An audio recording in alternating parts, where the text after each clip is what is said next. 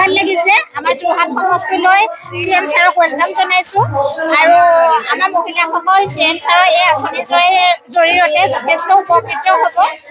গতিকে সকলো মহিলাই পইচাখিনি সদ্ব্যৱহাৰ কৰি বিজনেছত বা কিবা কামত লগাই যাতে নিজে উপাৰ্জনমুখী হ'ব পাৰে, মানে পইচাৰ কাৰণে আনৰ ওচৰত হাত ৰাখিব নালাগে, নিজে যাতে স্বাৱলম্বী হ'ব পাৰে, মই সকলোকে সেইটোৱে আশা কৰোঁ। মই গৰু গৰু কিনিয়ে থৈছো আৰু মই ভাবিছো CM ছাৰৰ পইচা লৈ মই দোকান আছে, দোকানত ইনভেষ্ট কৰিম আৰু গৰু পঢ়াম আৰু মানে ব্যৱসায়টো ডাঙৰ কৰিম। তেনেদৰে মই আগবাঢ়ি যাম। হৈছো হয়। ময়ো নিজেও স্বাৱলম্বী হৈছো।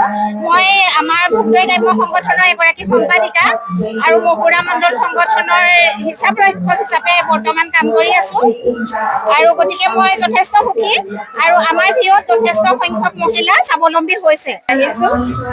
আমি যোৰহাট ব্লকৰ আছিলো, কিন্তু 2 মিনিটৰ কাৰণে এতিয়া আমি চিপাহীখোলা ব্লক কৰিছো আৰু আজি আমি আহিছো উদ্যমিতা আঁচনিৰ অনুদানৰ যোগেদি যাতে আমাৰ মহিলাসকল স্বাৱলম্বী হ'ব পাৰে, এটা ক্ষুদ্ৰ অনুদান দিব। তাৰ লগতে আমি নিজৰ কিছু অনুদান যোগ কৰি পিনি আমি যাতে স্বাৱলম্বী হ'ব তাৰ বাবে আহিছো আৰু 10 গৰাকী ভোটৰ মহিলা এনেকৈ অনুপ্ৰাণিত হওক আৰু স্বাৱলম্বী হওক, সেইটোৱে। আমাৰ যেতিয়া উদ্যমিতা আঁচনি ফৰ্ম দিয়া হৈছিলে তেতিয়া বহুত কিছুমান নিয়ম বান্ধি দিছিলে, খুব চিষ্টেমত বস্তুখিনি লৈছিলে। আমাৰ বিজনেছ প্লেন লৈছিলে, কোনগৰাকী মহিলাই পইচাটো কি কামত খটুৱাব তাৰ এখন বিজনেছ প্লেন লৈছিলে, সেইমতে দিয়া হৈছিলে।